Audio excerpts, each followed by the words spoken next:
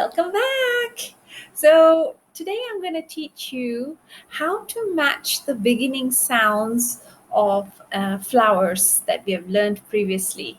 So, I've got a few flowers here on my mat, and what we're going to do is we're going to pick one flower at a time, and then we're going to say the name, and then we're going to listen for the beginning sound of that flower, and then we're going to look for the saltpaper letters which are lined up over here, and we're going to try and find the matching beginning sound for that flower. Okay, so let's go. Let's pick the first flower.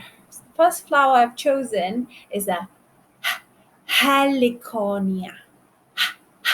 Heliconia. Heliconia begins with a heliconia.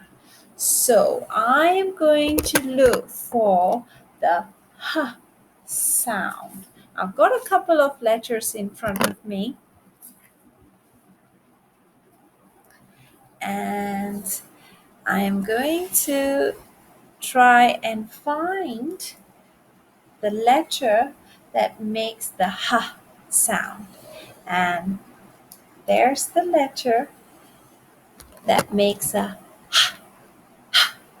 for heliconia. And because is the beginning sound of the word heliconia, I'm going to match it together with the flower heliconia. Heliconia begins the h sound. Now I'm going to put away the heliconia and the h saltpaper letter, and now I'm going to look for another flower. What do I have? I have a hibiscus. Again, for hibiscus. So I'm going to put the hibiscus on my tray, and now I am going to look for the ha sound on my table. And there it is again for hibiscus, and I match it. Ha for hibiscus. Put the letter back and the flower, and now we're going to look for another flower.